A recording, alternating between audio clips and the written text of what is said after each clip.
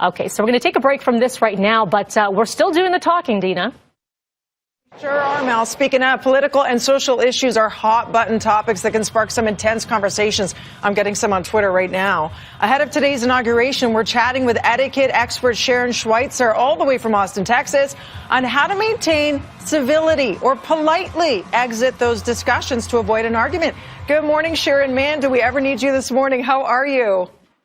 I'm doing well, thank you. How are you this morning? I'm well, thanks. Let's talk about first things first. Your first tip is to engage in respectful conversation. What does that sound like? What does that look like? And how do you do that?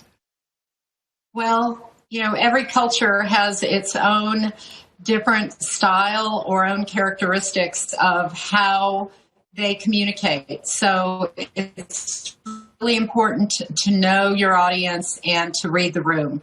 Engaging in respectful conversation also differs by generation. So if you're going to engage in respectful conversation, one of the things you want to be able to do is, if you're going to express yourself, back it up with some research, back it up with information from a reliable source and from something that is recent and current. You don't want to cite something that's out of date.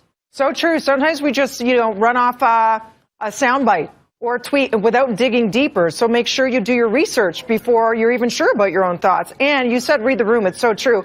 Sometimes you suggest exercise your right to say nothing, remain silent. That's right. We've heard for years that silence is golden. And sometimes, political conversations are the conversation starter in your social circles. But depending on where you work and what your job is, it can be taboo. And it varies by culture. So in the U.S., it has historically been taboo. Now that's changing and evolving. But you want to be careful. If your boss asks you a direct question in the U.S. about what your political views are and you don't know what theirs are, you got to be careful. So you may want to respond with something like, I've been watching what's happening.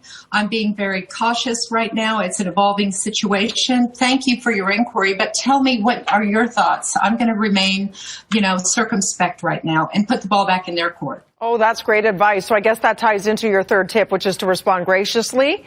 When faced with a persistent questioner, sometimes people just want to antagonize you. Maybe they're looking for a fight, or it's a test, or they want to see what camp you're on, and that could create huge rifts. So that's a great one. Number 4, you say reconcile conflicting beliefs. How do you do that?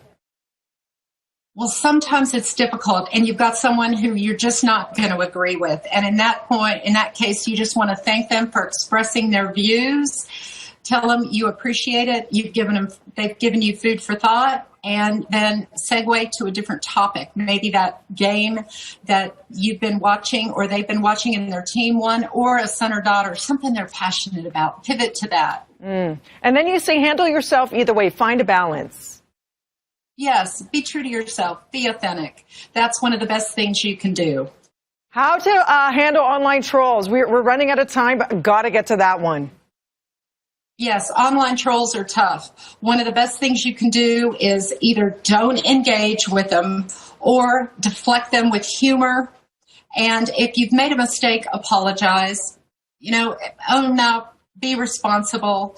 And if you need to, and if they get really aggressive, sometimes what you have to do is mute them or just move on to something else. What they want is attention. Yeah, report, block, ignore, all those things if it gets too volatile. Sharon, great tips. Thank you so much for making time for us today.